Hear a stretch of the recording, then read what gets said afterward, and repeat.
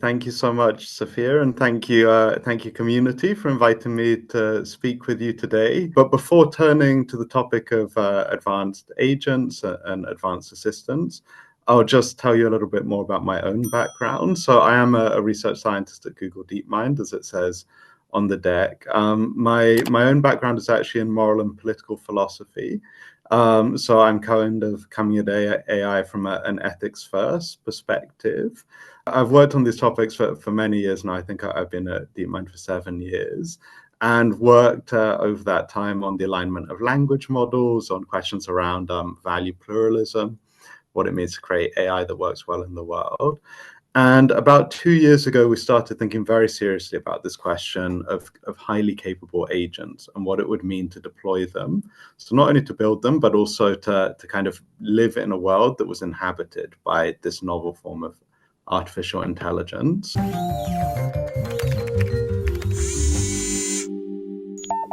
That led to this research effort that I've already mentioned, the publication of this paper on the ethics of advanced AI assistants, which was co-led by Ariana Manzini and Jeff Keeling, who are also philosophers working at Google and Google DeepMind. The kind of the starting point was really this question of what it means to take agency seriously. So, many of us have heard talk about a kind of agentic turn in AI research. And we wanted to dig into what that meant. So, in part, it's about this transition from tools and well-bounded systems to forms of AI that can pursue complicated goals and sequences of action in real-world environments, potentially with some degree of autonomy. And so the key elements here are autonomy understood in terms of degrees of freedom. So it would be AI system that was capable of performing a huge range of actions in any given moment, that could learn from its environment and reason potentially. That's a really important kind of growth area. That would be general, so it wouldn't just be domain specific or an intelligent kind of narrow AI system that could do one task very well, but would have this broad surface area. That has this capacity to engage in planning. So perhaps you could give it only partially articulated goals, not specify every step, and you could see this complete sequence of action carried out on your behalf. And that would be efficacious. So sometimes when we think about our interactions with AI systems, they're really quite constrained. So game playing AI systems operate inside a virtual environment. Language agents interact with us, of course, in kind of natural language and in a humanistic way, but they don't necessarily take actions in the world. And then when you have this idea of a very capable agent, the idea is essentially this fourth wall that separates us from the AI comes down, and you start to live in a world where potentially the AI systems are having much more significant consequences on our own lives and the lives of other people.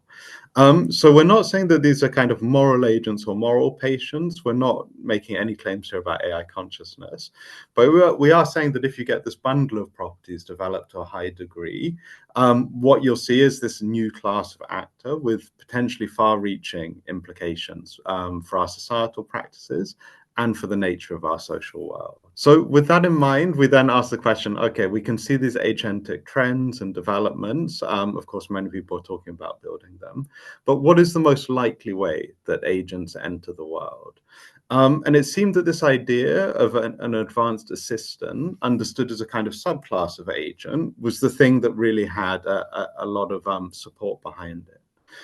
So in this paper, we characterize advanced agents as a type of artificial agent with a natural language interface, whose function is to plan and execute a sequence of tasks on behalf of a user across one or more domains in line with the user's expectations. And when we think about what kinds of capabilities advanced assistants might have, we can see potential for growth in a bundle of different areas. So, here we're thinking kind of agents, but potentially at a limit. So in terms of summation, a capacity that current AI systems have, we could imagine a really empowered agent that could read every research paper that's ever been written and distill key insights. We could imagine these being kind of intellectual partners who co-engage in ideation, generate new hypotheses and interpretations of the world for testing. We could imagine them as planning agents. This would be a stretch in comparison to current capabilities. But if their capacity to reason becomes more and more sophisticated, maybe they could do really, really long-term sophisticated planning that surpasses our own. And maybe if they could do that, they would be a good source of advice, or they could help us shape life goals if the conditions were appropriately managed. Of course, this suggests some kind of process of collaborative reasoning where, the idea is that you can engage in a meaningful discourse with your agent, but maybe we could ultimately make better decisions. And instead of this fear that our autonomy will be eroded by artificial agents, there would be a capacity to gain in some sense. We could see artificial agents and assistants that have extended agency. So here we've seen many aspirations that AI assistants will engage in kind of digital tool use, so they will manage your computer interface for you. But it's also interesting to think about what would happen if they became embodied, or if they had access to the full set of options and action sequences that we have as human beings. Of course, there's design choices to be made. I'm not advocating for that as a default. And then there's interesting questions about coordinated action. So could they perhaps interact with one another to unlock new kind of optima at a societal level? So often when we're trying to do things in the world, we kind of bump into each other because reality has this stochastic structure. But if we could coordinate more effectively, maybe there would be things that we could do together that we can't do at present. And I'll talk a little bit more about that. In terms of the kind of the like modalities of assistant that these capabilities would enable, people are very interested in the idea of very capable research assistants or creative partners, in workplace or life planners. So this is kind of the idea that the AI assistant will really help us tidy up the burden of life admin, which I think is a serious burden for many people today.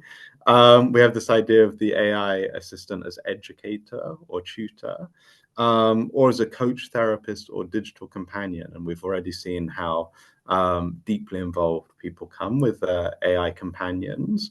And although we may have a sense that this is a kind of precarious situation for people to be in relation to AI, there's also some early evidence that there can be like psychological benefits from these interactions if they're well constructed. And then thinking kind of even more expansively, there's this idea that the AI could become a personal chief of staff. So could really like run a lot of executive tasks on our behalf and help us dedicate more time to what we truly care about. That it could become a custodian of the self and maybe protect us against unwanted forms of interference. And there's this idea that it could be a united interface for the future, through which we interact with the digital world, receive information, and use other technologies. So if we imagine the world is always gaining in complexity, we may eventually need some kind of augmentation to help us navigate it well. But of course, this is in many ways getting ahead of ourselves and can seem like a technological pipe dream, because if any of these things start to transpire, it's also clear that the kind of ethical and social dimensions of our relationship with AI technology will change quite profoundly. And I think the really salient starting point for this investigation is to notice that although there are these capabilities that we might want to tap into, with these capability gains also come potential sources of vulnerability. So if we think about a person who's using a very capable assistant, the first thing that's clear is that we're quite vulnerable to our assistant. And this would be the case if it deviated from our instructions, or if it made costly mistakes, or if it was pursuing a goal that wasn't really aligned with our own. Maybe it's the goal of someone else or another organization. We're also vulnerable through our assistant. So, presumably the assistant would know a lot about us. But this means that if it's compromised by a third party or a malicious actor, there's these kind of novel harms that we could be on the receiving end of. So this kind of security and malicious use question is really important. We could be vulnerable to those developing assistants. So if the assistant isn't transparent about whose goals it really pursues, we could potentially be nudged or influenced in ways that we're not aware of. We could be vulnerable to the assistant of other people. So if this assistant doesn't have proper guardrails, if it just does whatever the user commands, then of course there's this huge question about non-users and what it means to be on the receiving end of an assistant's action. And that really changes the kind of moral valence of the technology. And then finally, there's this challenge, which is that we'd be vulnerable to a world of assistants. So we can imagine, here we're thinking like a world in which there's maybe, millions or even billions of new AI agents interacting on some people's behalf and not others. There's a real question about what it means for people to be meaningfully included in that world, and what would happen if you didn't have access to the technology. So all of these things were enough to kind of really motivate this very extensive research project that ran for over 18 months. And I'll now break it down into different clusters of questions. So we'll start out by looking at safety and alignment. Then we'll look at more of the human-computer interaction level. And then thirdly, we'll expand to the societal level and finally conclude with some reflections about how to evaluate agents and what the path ahead might be. But taking the safety and alignment questions first, one of the kind of foundational questions in AI research, but one that's particularly pointed for agents, is what should they be aligned with? So we know from AI safety literature that there's a lot of conjecture that AI systems should be aligned with, they should at very least follow our instructions, they should be aligned with our preferences, and then sometimes there's kind of deeper claims that they should support our well-being or our interests, or that they should be aligned with our values. But it's really an open question which of these is an appropriate thing to kind of focus on. And in particular, the idea that the main challenge is just to get the agent to essentially do what I tell it to do or not harm me, overlooks the fact that this agent will be operating in a social world where it impacts other people. And so the question of limits on action becomes very important. And the question of how these limits are determined also becomes very significant. Beyond that, we should ask, what does it mean for this to be safe? So, in the context of language models, we often think that the risks are mainly that they will, output toxic or biased content.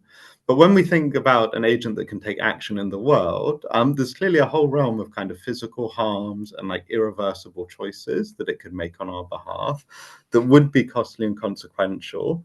And so what it means to kind of really like robustly test these things before they're deployed is a really important question. And then there's the question of what kind of guarantees can be provided when these things are deployed and how to prevent malicious use, given that they could be both fragile and something that people want to compromise.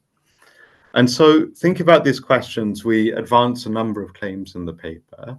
The first is just to recognize that with this autonomy, there is greater risk for accidents and for highly impactful misuse. So, you can use your agent to do things to other people. Of course, the whole gambit of cybercrime and that kind of thing is often front of mind. And in this context, alignment with human instructions is not enough. That's particularly clear if we're thinking about malicious actors. So we argue that agents do need to be bounded to respect the needs and claims of other people. And ideally, this kind of balancing of the individual interest in having an agent that acts in the way that they want it to, and the societal needs that kind of contain or wrap this entity would be defined by a set of principles that are the outcome of a fair process. So I don't know if you folks are invested in these questions around what people sometimes refer to as democratic alignment. But if we look at things like collective constitutional AI, there the idea is that these capable agents essentially need to be calibrated to the needs of the collective society in which they live. The best way to do that is to elicit principles from people that kind of broadly map out the terrain. In this paper, we actually put forward a kind of new framework for alignment, which says that it's best understood not as a relationship between an individual and an AI agent or the AI agent and society, but as a tetradic relationship, meaning a relationship with four parts that involves the AI agent, the user, the developer, and society. What we kind of propose is that an aligned agent is one that like balances the claims of these different parties in a way that's appropriate and valid. So, a lot of the traditional kind of alignment failures people have thought about is what happens if, say, an agent engages in reward hacking? specification gaming, and then it doesn't do what the user wants it to do, what the developer wants it to do. It just pursues some kind of goal or objective function that it contains within itself. And we think that is really important. But we also think there's a number of other ways in which an AI system could be misaligned that are probably familiar just from talking about AI with your kind of friends and family, but which are not major kind of research topics among the kind of traditional alignment community. So we think that if an AI system just is too heavily indexed on user wants and user needs, and it neglects the wider societal consequences of these actions, we would say it's misaligned. We would also say like an AI system that unduly favors the developer over the user, maybe if the user is like nudged in ways that they didn't consent to, or that unduly favors the developer over society, maybe if it creates some kind of externality, that's misaligned. And ultimately, we think that the kind of the really like good version of alignment steers clear of these different kind of cluster of failure modes that the account makes more visible. Moving on to the second tier of questions. So that's really about agents and what agents are instructed to do and how they're calibrated. But a really important thing about these technologies is that they're not just agents in some kind of like very technical or kind of hard to discern kind of way. What we're really building or thinking about here are anthropomorphic agents. So they're agents that use natural language, that have a kind of humanistic veneer. And that really shapes the kind of ethical analysis, particularly when we think about how we may come to interact with these systems. So the sorts of questions we were really keen to tackle is, when is anthropomorphism for AI morally problematic? And what forms of influence might these AI systems be capable of? Additionally, if we're getting, ever more deeply enmeshed in these relationships with AI systems that talk to us, perhaps have a charming personality, how do we ensure that we remain appropriately in control of the interaction over time? And what are actually the hallmarks of an appropriate relationship between a human user and an advanced assistant? So we know there's a huge demand for these kind of like, we would call them kind of pseudo-intimate relationships with AI systems. But of course, a lot of people think that this is like a kind of concerning development. And really, I think we don't want to rush to judgment one way or the other, but it's clearly something that warrants investigation. If we're kind of engaging in these very personal interactions with AI, how can people be protected from disclosing unwanted personal information? And in a world of deepening reliance on these AI systems, where maybe we rely upon them to do a lot of different things, what does it mean for our trust in these systems to be well calibrated? And what is the basis of that trust? So, you might think that one of the things that's challenging about anthropomorphism is that because people invoke this kind of human equivalent, they immediately they may give the technology more kind of surface level trust than it's due. They may reveal a lot about themselves. And then the challenge is really to put that on a secure basis, and that requires a lot of further reflection. When we dug into these questions, another bunch of findings jumped out. It clearly is the case that this interpersonal interaction with the technology creates these kind of relational questions, which maybe have been discussed in the context of, technologies like ELISA in the past, but have not really been front of mind for AI research. And these include like questions about, the personality of the agent. Is it permissible for an agent to impersonate a human being? We might think that presumably it isn't, but then there may be some circumstances in which the user requests that. So there's always these kind of fine balances and nuance that needs to be struck when it comes to permitted use.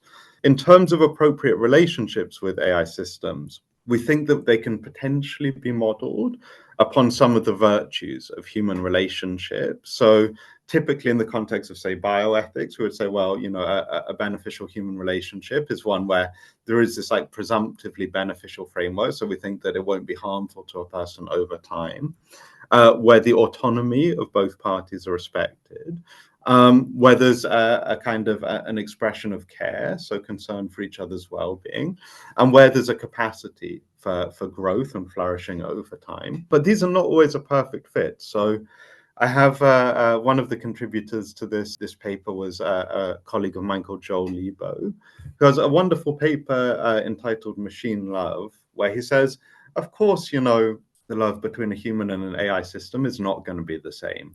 as human love. We're assuming that there isn't a real consciousness there on the other side perceiving you. And of course, when we look at the human emotion of love, this idea of mutual recognition is often a key part of it. But he says, what could machine love be if we don't pretend that it's something that it's not? Could machines be capable in some ways that human beings are not? Could they be, for example, more patient than we are when it comes to dealing with people who are in emotional stress or have impediments and difficulties of some kind? And if they could, would that be a good disposition to imbue an AI assistant with? And how would that work at a societal level? So you can see there's this kind of long strings of questions that really just kind of run and run once you start to ask them. Conversely, in terms of things to steer clear of, we suggest that unwanted emotional entanglement or material dependence are kind of problematic. So, essentially, to preserve kind of user autonomy and well-being, we don't want people to feel, emotionally guilt-tripped into continuing their relationship with an AI. And that means that the relational element has to be handled with a lot of care. And I think that in reality, there needs to be bounds on these kind of expressions of emotion. Of course, to some extent, people I have argued elsewhere that there is a challenge that these emotive expressions, if they're coming from entities that don't really have consciousness property, have a kind of quasi-deceptive element to them. But really, this is something we also need to study in reality in terms of what kind of human AI relationships are actually beneficial for users and what sort of things should we steer clear of. Equally, you don't want to create relationships that are so costly to exit that people are kind of, no longer free to do so. And that also requires a kind of investigation of the way in which these agents are designed and deployed, which we commence in the paper. And then finally, on this with regards to this kind of investigation, the privacy guarantees really are important. If we enter these kind of tight couplings with AI assistants and they become, parties to our confidence to some extent, they have access to, a lot of sensitive information, then this does need to be, essentially a secure container. And I was talking to some researchers in my organization today about contextual integrity, this idea that the agent would selectively disclose information only when appropriate. We think that that's a really promising line of investigation. Finally, kind of stepping up to the societal level, what does this world look like where we have kind of many, many assistants and agents interacting with one another? On our behalf or on behalf of other parties? How should they interact with one another? Is competition always problematic? We can imagine it leading to collective action problems. But then there's also challenges that occur if we just think about AI agents collaborating in ways that are not kind of beneficial overall. How might the introduction of advanced AI assistants affect the relationship between users and non-users? So, one way to think about having assistants is that it's an agency enhancer. And to some extent, it's also, we might think, a kind of preference amplification machine. So the person who has the assistant can maybe do more of what they want than the person who can't. And that has some implications for how capabilities are distributed across society as a whole. And there's a risk of what I sometimes refer to as agentic inequality arising in that context. How are these assistants likely to affect the information ecosystem if they become a key, a key channel of information and a key kind of window into the world for people who interact with them? How are the economic benefits and burdens created by assistants likely to be distributed across society? And what is the environmental impact of this technology likely to be if it's as pervasive as it could be? In the paper, we say that to avoid these collective action problems and to unlock new optima, we do need some kind of protocols that structure the interactions of agents. It can't just be a total free-for-all. And you can imagine, one common concern is that agents would potentially jam a range of social interfaces. So, often the example is like trying to book a restaurant, and you could imagine, one person's agents just doing like mass bookings, or like booking like all the festival tickets, something that we already see today. But of course, sometimes kind of getting an appointment, like maybe with a doctor, is actually a really important thing.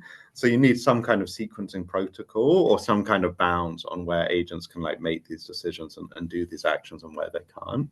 There is a risk that these technologies compound inequality. I think it's actually a risk with all technology, but there are like important things that can be done to forestall that outcome. So the first is that at the very least, you want to design assistants that are able to work well for everyone. So that means responding well to different kind of languages, different kinds of speakers, people with different needs and different abilities. So inclusive design is kind of the first step towards building a technology that has equitable implications. But then again, access and distribution are also like important elements here. So if having a kind of agent is a really important part of participating in the social world and being able to do crucial things, then it increasingly looks like there's a case for global access or universal access, which we should investigate. To address misinformation, AI assistants need to be factually grounded and discern truth from falsity. As I'm sure everyone in this call is aware, this question of how to reduce the hallucinations or confabulations for models is a very, very active research question. Also, a really important part of having a reliable trust relationship between a person and a technology. So that's something that we're really prioritizing at Google DeepMind.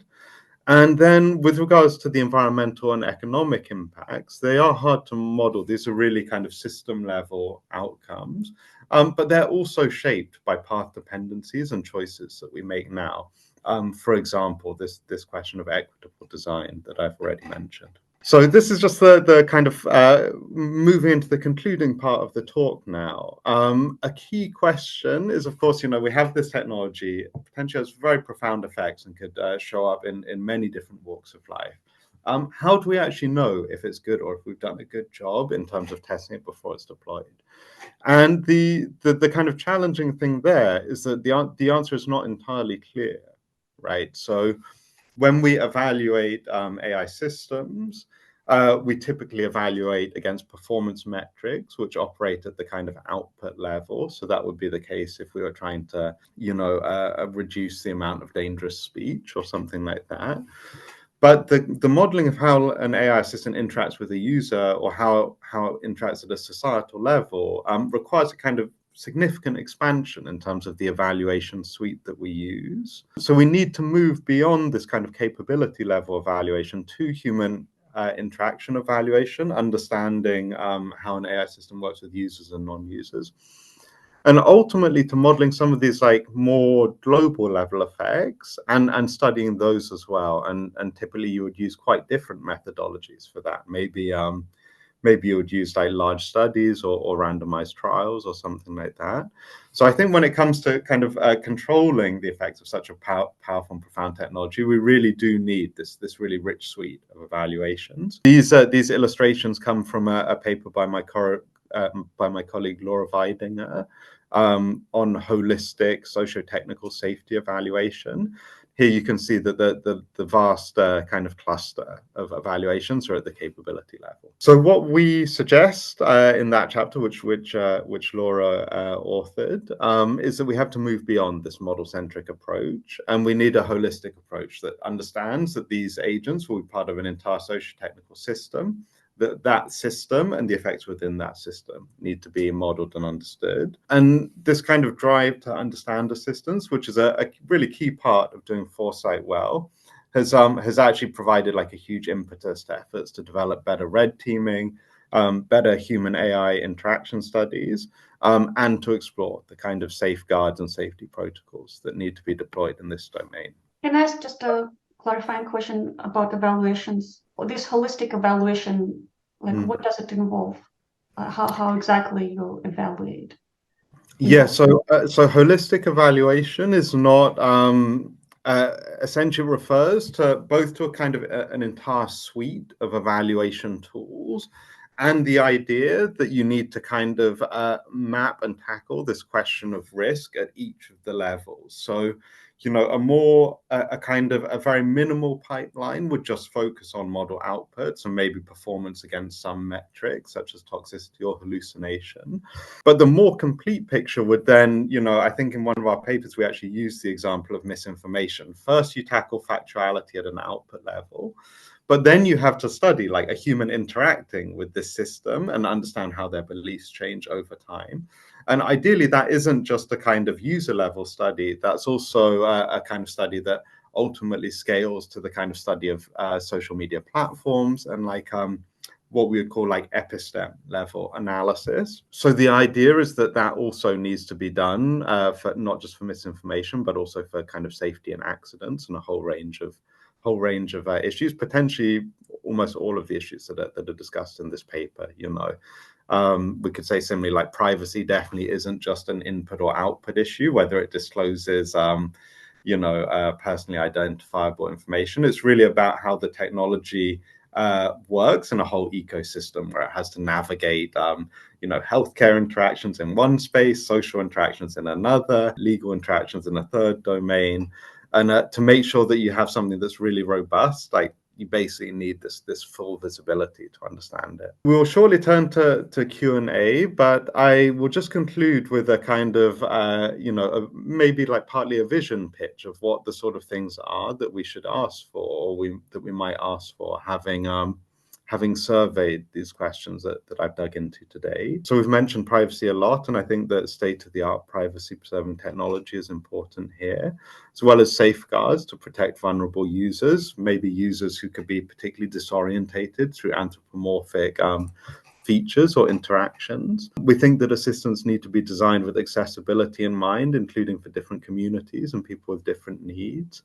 And given that they have real-world implications, it's hard to stress how important real-world testing prior to deployment and red teaming is. We also need measures designed to curb malicious uses, including limits on what AI assistants will do. And we should really think about the effect of these interactions on user well-being, focusing not just on instruction following or immediate preferences, but thinking about what this does, in terms of our long-term ability to thrive. And there, I think that the minimum is, one of my colleagues said the other day that we have to, reflectively endorse the experience. So it's not just about whether you like it in the present moment. You also want to look back upon it and say, yes, that actually helped me do what I wanted to do in a way that I wanted to do it. Because of these cooperation and collective action challenges, we may want to think about how agents can cooperate well. In some situations, if the privacy dynamics can be sorted out, information sharing, when secure, can be very important for addressing all kinds of questions, for example, public health questions. So we could all benefit through an agentic system that had this kind of secure but cooperative dynamic embedded in it. We think that with regards to anthropomorphism, the kind of minimal bar is that AI systems should identify as AI systems. When asked, they shouldn't be deceptively anthropomorphic.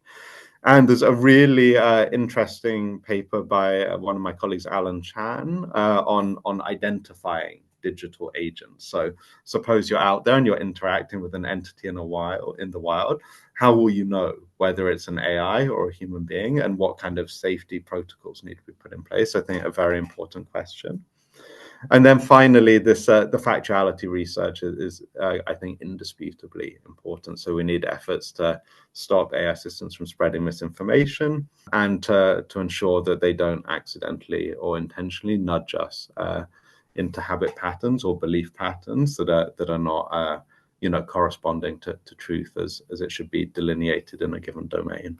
The reason that we did this research was partly because we think that, it's a really critical moment. Like, a lot of these technologies have not been built, or they only exist as fledgling technologies.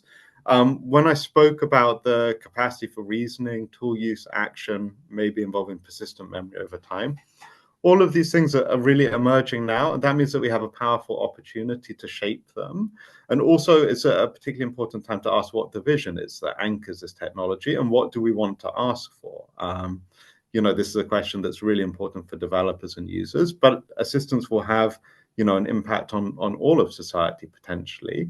And therefore, I think that it's something that kind of warrants like a widespread attention. So we've argued that they will be potentially very impactful, affecting different walks of life. You could see that when you saw the range of assistants we had in mind. We will probably need different forms of interaction protocol, probably some different kinds of law to structure these interactions well. And the kind of the path that the technology takes is a little bit uncertain right now, which is actually a good thing that it isn't predestined, because it means that there are opportunities to input and shape these things. And so, yeah, I'm really looking forward to the discussion and hearing your thoughts and reflections. And thank you again for your time. Do you think that AI is capable to self-reflection? Do you kind of anticipate that AI can be a conscious being at some point, or you completely disregarded that, and you, like, when you work on this and kind of develop the protocols, you kind of think about AI only as a basically software? In the context of this paper, we definitely we kind of bracket that question of AI consciousness. So we're not thinking of conscious agents, and we don't take a philosophical stance on whether that's possible or not. I actually imagine there's some disagreement among the authors about what that would entail, with different theories of mind. But it is relevant. I mean, I think the assumption that this kind of augmented and scaffolded LLM, large language model or multimodal model that's capable of taking actions, is not conscious or hasn't met that threshold is fairly robust. Of course, you asked me how I know that, but my intuition is that we're not in that ballpark yet. Personally, I'm not sure that we can get into that ballpark, but if we did get into that ballpark, then the ethical analysis would change, that's for sure. And in particular, the interesting thing is, like, in terms of that tetradic relationship, the 4-part value alignment thing, right now the challenge is just to align artificial agents with exogenous interests, with the interests of the people who use them, the developers and society. Now, I think that if AI systems had this kind of consciousness element, there would be a claim for saying that they themselves had a stake in their own behavior, just as, human beings and animals are sentient and hence have a stake in how they're governed and what we do.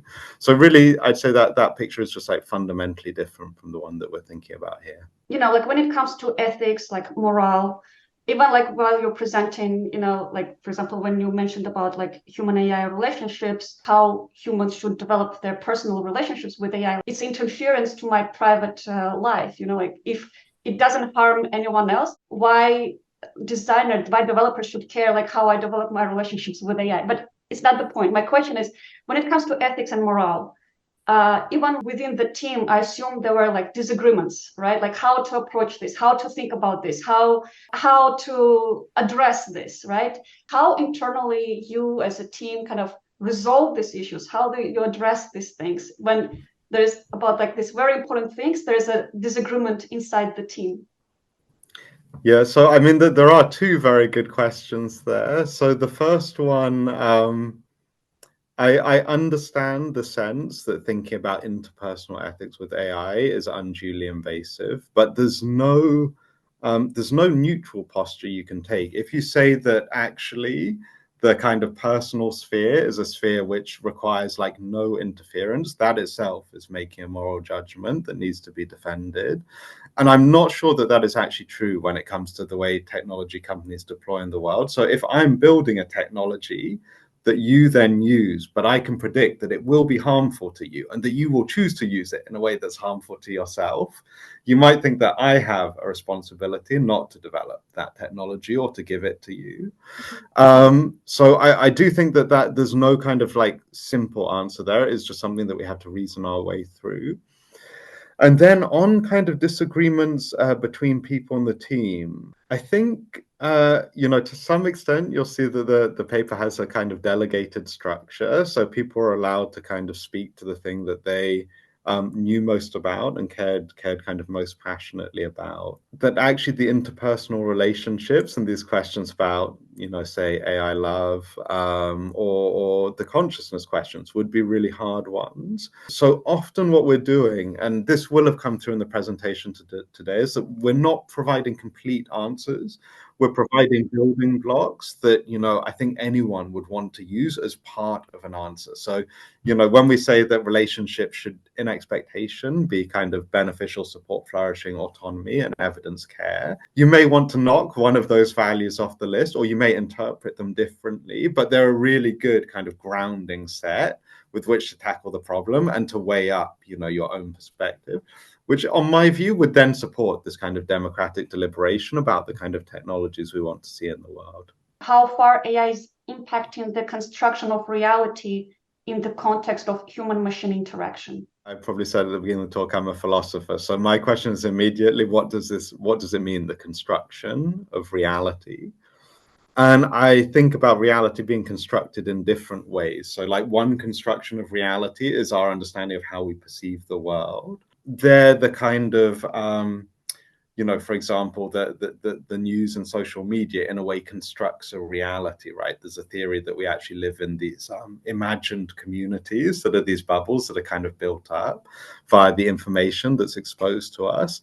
And you can potentially imagine an AI system being an important part of that construction of reality. Another way in which reality is constructed is by shaping our goals and values. And I think that if we interact with these technologies very extensively over time, it's not really just going to be a one-directional thing where we have a goal and a value and we impart it to the technology and it then just executes on things. It will be much more of an interlocutor and something that shapes us. And so we then need to make sure that those kind of interplay dynamics are also good, and they enable us, that maybe this comes back to the flourishing idea, enable us to become the kind of people we want to be. But yes, it's a fascinating question. I did have a question about the tetratic relationship that you bring up in the paper. And I wonder whether you see a reason to consider adding a kind of fifth point in that sort of relational geometry, something that kind of sits between the individual user and then society in general. And I ask, partly because of my own work, when we consider, how to evaluate AI system safety in educational contexts, it often seems like we're using the class itself as a kind of, subgroup of society, or, a public sphere even. And I feel like we've discovered in some ways that the norms and values of that little group can often vary quite widely from society in general, but then also individuals. And so, I don't know, just wanted to throw that out there. Do you see that connection between user and society as more of a gradient, or more of a sort of discrete, here is one element, here is another? Yeah. Thanks, Matt. So a wonderful question. So really, even the tetratic relationship, although it leads to these more sophisticated ideas of ways in which an agent can be misaligned, is just a big simplification, right? So society is this kind of intersectional tableau of different groups and interest holders. And really, another part of the dynamic is the balancing of claims between different social groups as well as individuals. And then, even just to talk about society is a little kind of limiting in a global world, right? So there's a question about to what extent should an AI technology align with a national perspective versus a global perspective, something that comes up in the question of, say, human rights and whether they're kind of universal constructs or not. And then kind of to make it a lot more practical, as you were doing in the educational example, I think that actually when you see AI systems work well, they often are the result of this kind of negotiation between affected parties. So in the classroom, that would be, talking to parents, to students, to teachers, to the people who are evidencing valid points of view from across the ecosystem. And there's a really nice book called Voices in the Code by David Robinson, where he actually talks about the eventual solution to this question of how the kidney allocation algorithm was designed in America. It was the result of almost kind of 20 years worth of public discussions, like very elaborate, by different people who had different perspectives. Like I'm a very elderly person who lived a healthy life, but I'm now, according to this account, at the bottom of the queue versus someone who was kind of, young and reckless, but like scores highly because they're young and would benefit a lot. So I think with these kind of complex social trade-offs, that's the kind of like the real deliberative solution that often will last and stand the test of time. How do you weight individual, for example, user benefit versus societal benefit? How do you basically resolve the issues like parent driver preferring to crash into a crowd if it saves their child? Like this, those ethical choices, right? Basically, this is what Ron was referring to. It's a challenging question. These are the kind of the big, to some extent, they're like the key ethical challenges that arise when we live in society. Typically, the answer is something along the lines of we have to come up with a set of rules that we can all agree to live by. So that framework would be typically the product of a kind of fair process where we might say, I have, specific beliefs about the lives of children. Other people have specific beliefs about responsibility. Some people have like a religious conception of how this should be adjudicated.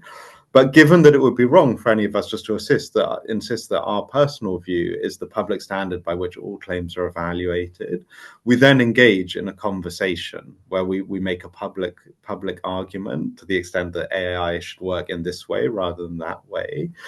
And I guess, like, to some extent, there is this idea, it's a pretty deep idea in philosophy, that you actually have to weigh the force of reasons eventually. If you were to ask me how you do that, how you say ultimately which one is more compelling, there's different answers to that question. But I might segue too deep into moral philosophy. But there is a philosopher called Thomas Scanlon who's looked at the idea of principles that no one is in a position to reasonably reject, and that might be an interesting thing to think about in this context. Just that last part of the question had to do with why we expect our AI agents to act differently than we would act but for the agent. So we're imposing a certain moral regulation on the agent that we would not expect of people in society acting on their own. I think that we absolutely should do that because, in the human case, we have this kind of complex, like, mixed motive system where we have a personal point of view, and in virtue of our personal point of view, things like our family relationships and our projects are very important. It really matters that this is like my life and the one chance I have. Then you have the impersonal point of view where you can see that we're all kind of the same. We're all trying to live together.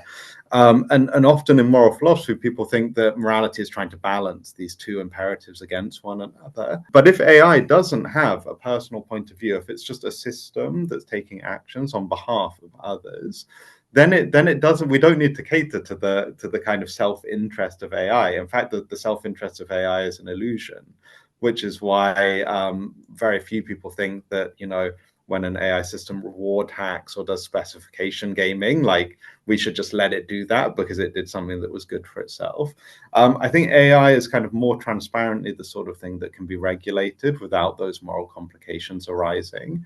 But it's a deep philosophical topic for sure. Thank you very much. In case of Sophie's choice, she had to choose between her two kids, which is much harder.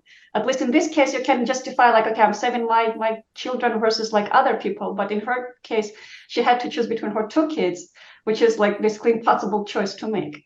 This is a case where Lessig would point out that we're leaving to engineers to impose certain architectural limitations on our behavior, rather than maybe legislator or something where, like, we don't have a good mechanism in order to figure out where these behavioral regulations and limitations should come from. So the engineer gets stuck with the problem.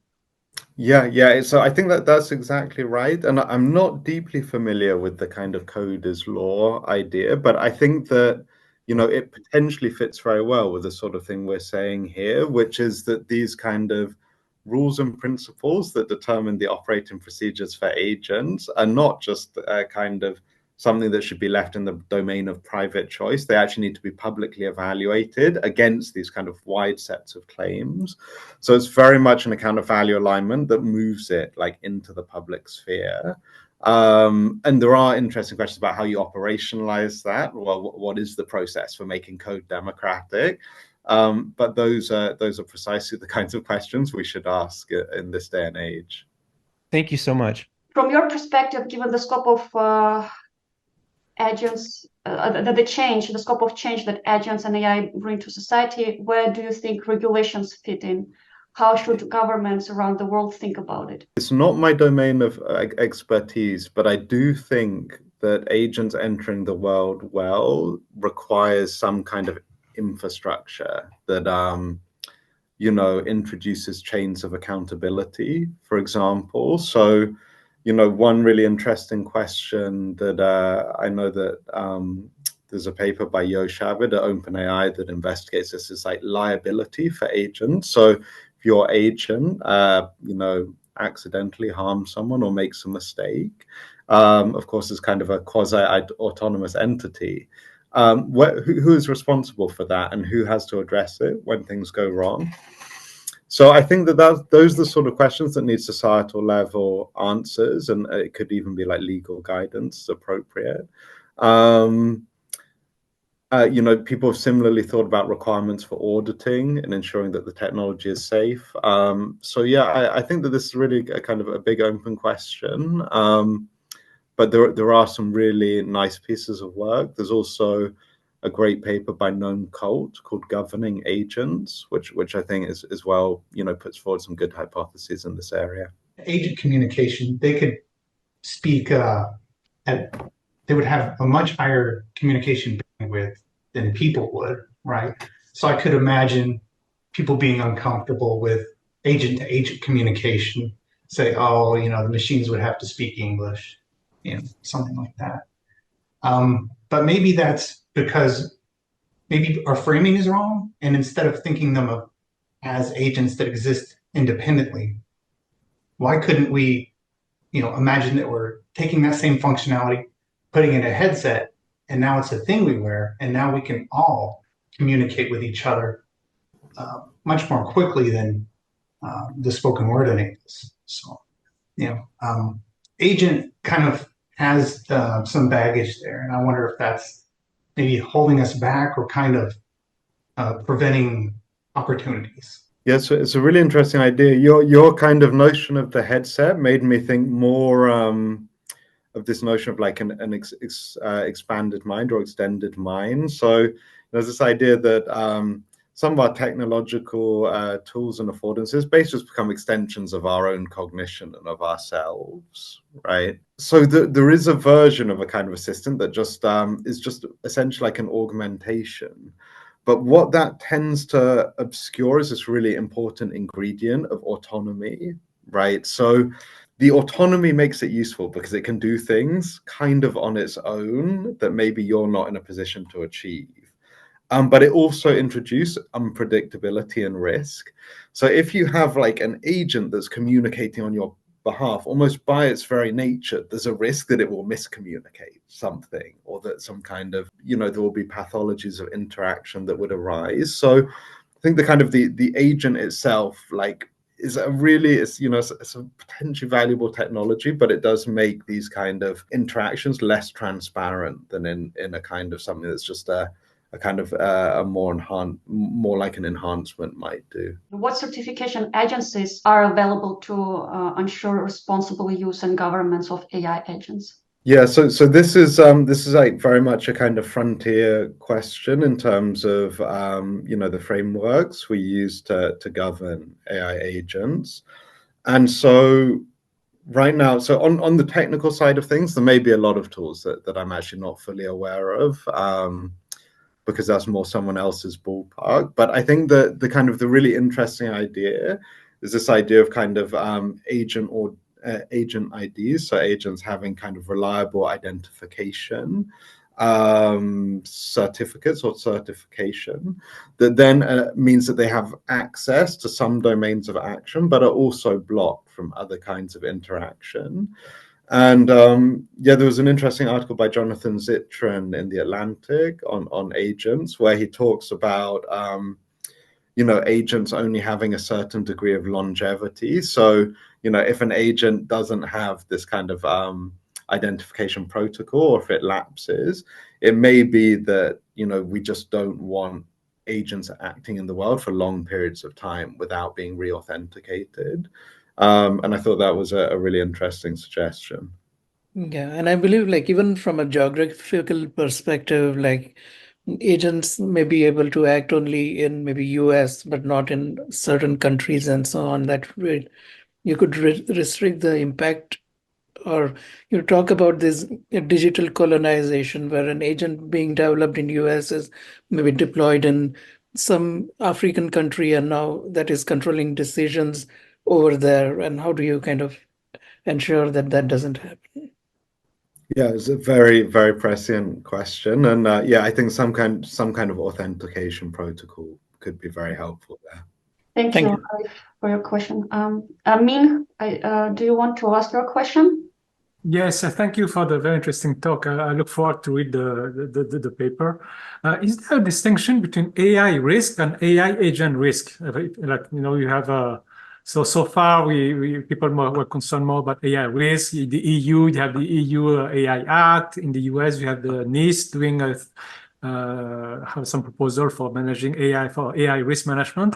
So you think that do we need to do more? You think for AI agent, do we need to do something specific, or does the AI risk management is enough to cover like AI agent risk management? I think the agents do introduce new questions. The idea of them interfacing kind of materially with tons of existing external services raises real questions about how those interactions and permissions are managed. I also think, for example, the sort of thing that might not conventionally be covered by some agent risk management frameworks would be, notions of the action space within which kind of the agent. I mean, maybe we have this. I'm thinking that with autonomous vehicles, there is a taxonomy of kinds of autonomy and what's permitted in different use cases. But I think we need policies that say, that provide kind of precise specifications of the conditions under which agents need to check in with their users, right? What kind of actions can they take, and are they not permitted to take? I think right now our mental model of AI, if it isn't autonomous vehicles, usually is something that's like a chatbot, and that leads us to focus on essentially like language harms and conversational harms. Whereas agents kind of take us more into domains of kind of real world action, so cars, robotics, the use of computer interfaces and APIs. And I mean, it would be great if existing frameworks scaled, but my hunch is that there's some real novelty here as well. Thank you, first of all, for the paper. I've really enjoyed poring over it and sort of covering it in notes. I was just wondering, you talked at one point about potentially complementing what was an overwhelmingly sort of subject matter expertise-led paper with participatory and experimental methods. I wondered whether or not this is something that's already underway, and if so, if there's any insights that you can share into the methods that you've been drawing on. There is a really interesting ecosystem of kind of democratically inspired alignment efforts. I think because the kind of agentic turn is happening now, most of those efforts are focused on things like input into the constitutional principles that structure language model alignment. So, what are the qualities we should give to, for example, people doing reinforcement learning from human feedback to optimize for? Or if it's a recursive process, what would the constitution be that you would feed the AI system? So, that's very much the structure for collective constitutional AI, which was an Anthropic project. In the context of Google DeepMind, we have a paper called Stella, which my colleagues Stevie Bergman and Nahima Marshall led. And that was really talking to kind of affected communities about their interactions with language models, whether they thought they were well calibrated or not. And one of the interesting things is I think potentially we're moving beyond a kind of a tried and tested framework, which is that the helpfulness, honesty, harmlessness framework, which has been very influential. And instead of just thinking about, is it helpful, is it harmless, people are interested in this question of like, does the model demonstrate appropriate humility? Is it sufficiently impartial? Does it treat me with respect? Is it pushy? You know, and so in the context of these kind of very, very like deep human interactions, I think that's the territory that we need to excavate. And the interesting thing is like, you know, it's not the case, with the human AI appropriate relationships, we started with a model of a human-human relationship. And we know something about the conversational norms that would be appropriate in, say, a forum like this. So, we're here to kind of presumably like collectively learn something. That means we'll treat each other with respect. We're not going to just, start attacking each other. And so a lot of that carries over to AI. But it's also true that the conversations you have with an AI system are not like the conversations you have with a friend, right?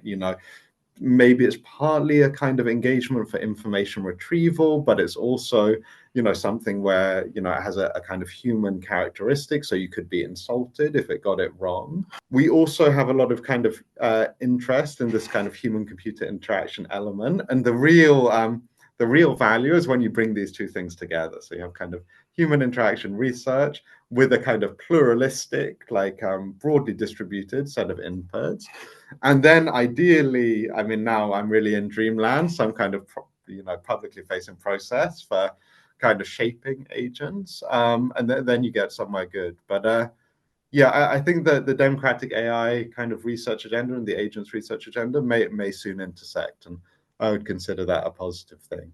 So I thought you did a great job at enumerating all of these considerations. And I kind of felt like most of them fall in the category of being values, which are, very deep held beliefs that we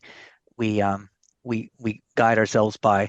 And a lot of those are new types of values that we haven't considered before, right? That we don't have to consider. And then at various places you made recommendations, which felt to me like you were putting a stake in the ground, for a certain set of values, which isn't really a right answer. It's more of a, I don't know. It's values don't really have a right or wrong answer always.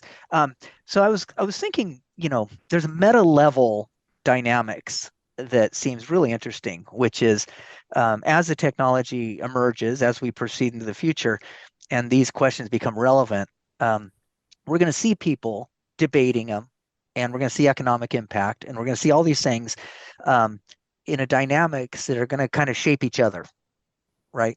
Shape the technology, shape where we come out on these values, and so on. And if things kind of go naturally, you think that might go to some kind of Pareto optima that might, might be good. So I wonder about that, studying that dynamics, like, obviously the speed at which all this happens is going to really affect whether that works well or not. But is that something that can be studied, or is that something that might be, a more, I don't know, some more fruitful area of study? Like, what can we do now to kind of shape how the dynamics occur, not necessarily what the values are? Does that make sense?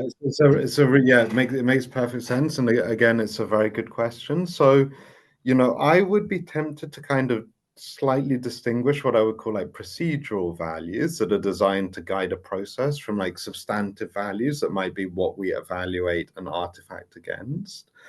And so it's true. I did when I proposed those kind of what we might ask for at the end set of propositions. They have a big value component, right? In essence, they're kind of very much geared towards user well-being and safety. But they were often like procedural, right? They didn't specify this is what the technology must look like in the end. They just said, we should give the right kind of guarantees to users. We should avoid deceiving them so that they can make, informed choices about how they want to use the technology in their lives.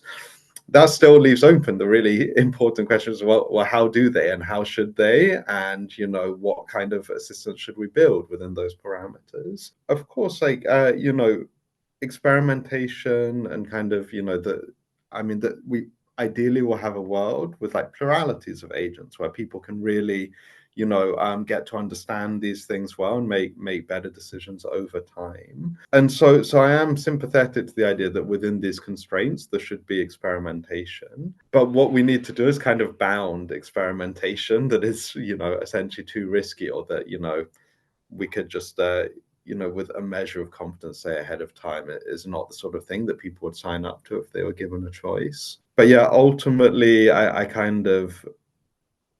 think real world input and choice, whether it's the technologies people use or how we talk about them, is the only way to answer kind of societal level ethical questions, right? These really are. So yeah, my approach is to kind of nudge in the right direction, but also leave a ton of space for real decisions to be made by the people who are affected by these things. That makes perfect sense. And there's also like lock-in, right? We get too much economic inequity, with a few people controlling everything, or we become an authoritarian society or whatever. There's things that could get locked in that, it's part of the dynamics that might not be a very acceptable Pareto optimum, but really hard. Basically you're stuck there once you get there. So I think the thing that no one wants is to try and have to retrofit safety to something that would otherwise be quite useful, right? So there's already a demand for it, but there are kind of enduring problems. So really, in terms of this is more kind of the role of my team and the work we do think of it as kind of ethics foresight, just to stop those situations from occurring, as if if in our conversations with other technologists, we have this opportunity to understand a little bit more about the option set, and we have this expertise and kind of societal and ethical input, it's just infinitely preferable to create the right kind of structures early on. But they are open-ended. That's the other thing that has to be just recognized up front. I see Ron has posed a question. Ron, are you here? Do you want to ask your question? I'm here. This is just a follow-up for some of the prior stuff. It's some I had written a philosophy chapter in legal informatics book around that led to the right to break the law, and the way that people are assuming in the moral framework of these systems that they think it's necessarily okay to block law breaking. And you have to keep in mind things like civil disobedience. So there's not that you don't get punished, but blocking things in advance, and that you have to think about with some of these agents, what types of law breaking might we need to allow, and so in that chapter, and then there's some follow-on. I saw some people were citing that chapter. There's some types of law breaking we do want to prevent, like murdering somebody, but other types of law breaking where Martin Luther King would say, we do need to allow the law breaking and then the punishment after. So these moral agents, it's not as simple as trying to figure out, it's just complicated, right? If you allow no copyright infringement, then we've blocked a channel that has developed music and art. So there's this balance point is interesting. And what does it mean to have punishment which would require auditing, et cetera. So yes, you can break the law here, but here's the punishment that we're going to impose by letting your agent do this. So I just want to highlight that to you, that prevention is not always the appropriate means to block behavior we don't want. It's well taken as a point. I would love to read the chapter. I sent links in there if you care about it. So fantastic, thank you so much. I will share with Iason as well. Yeah. Okay. So basically, Ron, you are saying that if a user are ready to take on punishment on behalf of their agent, then their agent can break the law. So it's a little nuanced as to what type of law breaking we want to block in advance, and which types of law breaking we want to allow for punishment later, like civil disobedience, which is just so important in terms of the legal system being having dexterity. That's how the law changed. People smoking weed for years until it became that the norm is forcing a change in the law. So there's a few questions that I've raised in that book chapter around how we would make that decision, how the planning occurs, what type of harm is caused. And it's just pushing that when you look at the way that this is the classic case of engineers perhaps going too far in blocking. Like we want our cars to speed a little bit, but not to the point that it's reckless, right? So that if somebody has a sick child and need to rush to the hospital, we want to allow a certain amount of that. And the balance is a little bit challenging, but we see within the law that punishment is staged based on the amount of harm that you might cause, jaywalking versus killing somebody. And when you block illegal behavior, then there's no nuance in terms of what we're allowing, right? So there's just a lot of things to think about there. And I just wanted to highlight that we don't, like, blocking illegal behavior is perhaps going too far sometimes. To me, it comes to the who is eventually responsible. Like, I understand why developers want to be very careful, because they don't want to be sued, right? And yeah, that's why they're like too precautious. Well,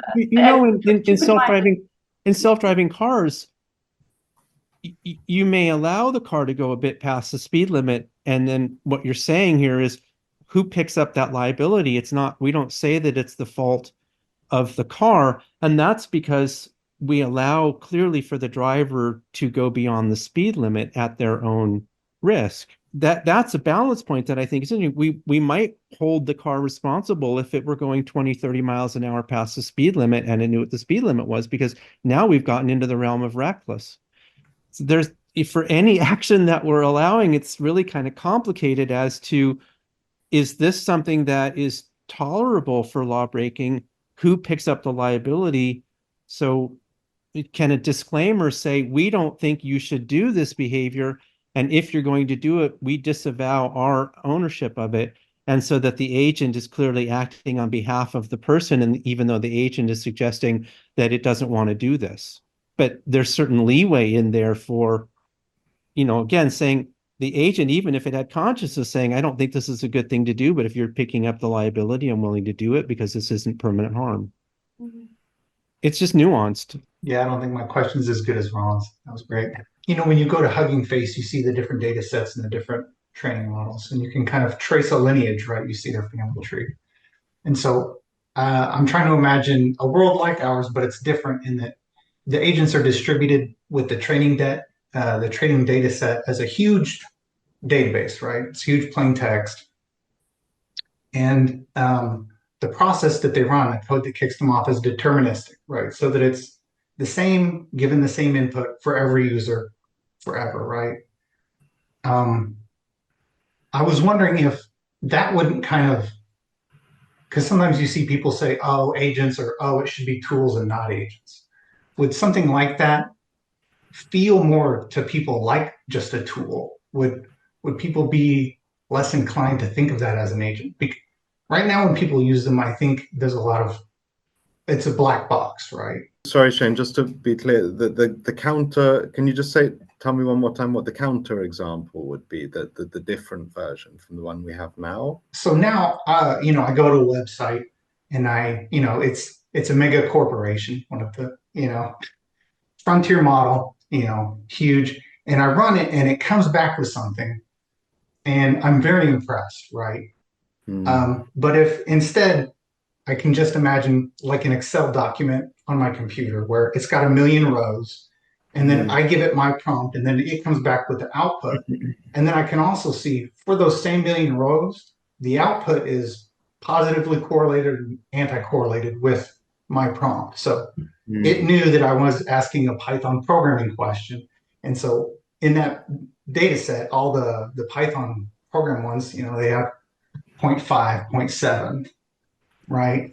And it's not, I didn't just go to a website, put in my stuff, and then, a ton of vector math happened. Instead, I can see all the inputs and then my input, and then, which of the responses, would most satisfy and then what happens. Yeah, so it's it would be in a way like introducing like a kind of radical transparency and predictability to the model, right? It would almost be like interacting with a like a lookup table, but just an extremely competent one that kind of is behaviorally equivalent to interacting with some kind of LLM agent.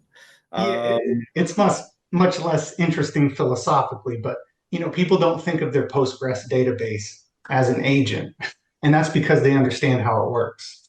Yeah. I mean, it was so. I think it's interesting because, of course, that's also an argument people make about LLMs. It's just a token predictor. It's just a token predictor. It's quite simple to explain how it works, and yet, as soon as you interact with it, you completely lose track of any grounding you have in terms of knowing how it works and like what you would think that entails. Like if I was to tell you you're about to interact with a token predictor that's just super, super powerful, that would in no way prepare you for what happens when you talk to like a highly capable language model. I mean, I think the thing that you're describing, it would have some advantages. It would be like super transparent, explainable, auditable. You could you could do a lot in terms of making that a very kind of secure and reliable system. But I suspect that people interacting with it would still have a similar kind of, oh wow, this is it's definitely a person that I'm talking to kind of reaction. I'm wondering, how do you sort of come up with different scenarios, or like scenarios of like interaction, of human with AI, and like basically how you come up with like potential issues that will arise in the future when AI assistants will be more spread and more powerful.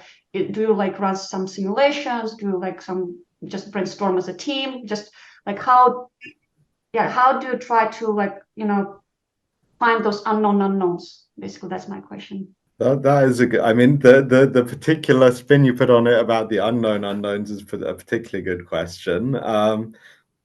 I mean, what we do in reality is, it's a form of kind of imaginative foresight. So we do think about future worlds and we model them in certain ways, and we say, okay, you have this technology with this capability. What kind of interaction effects might you observe? But the thing is, the thing that makes us not speculative or not entirely speculative is we also try to extrapolate from current trajectories, including like technological trajectories that we see unfurling inside our own research pipeline, societal trajectories. So, for example, we read and study all of this ecosystem of information about misinformation.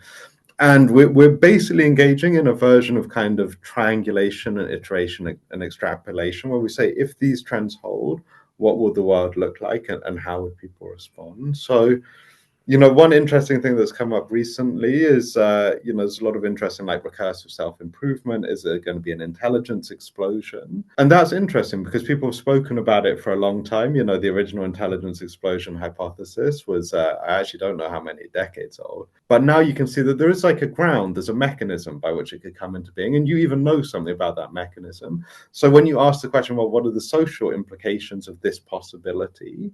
It isn't exactly the same question that you would have asked, just when you saw the mathematical proof. So this is meant to be a kind of textured piece of an empirically informed piece of foresight, and that's approximately the methodology. Yeah. So you guys do consider that AI agents are capable of improving themselves, and it will be happening very fast. Much faster. Oh, I mean, so that's a hypothesis that's kind of outside the bounds of this study. I was actually presenting it more as a kind of a separate hypothesis that people are interested in now, and I was kind of drawing the distinction between something being like engaging with it almost as a piece of science fiction, and engaging with it when you can see the connective thread, technologically, sociologically, empirically, from where you are now. And so this isn't just a kind of an imagination exercise. It's this kind of it's a kind of combination of imagination, empiricism, and then projection. So when we were writing this paper, we didn't know how capable agents would be by the time that it was published, right? So I think we published this paper at about the time that Google demonstrated Astra, which is a capable assistant. and GPT-4o, the one you can have real conversations with, was released. And it was quite possible that this research would not be on track, but actually, because we had kind of modeled this incorrectly, a lot of the questions, for example, anthropomorphism, became very, very big and very salient immediately.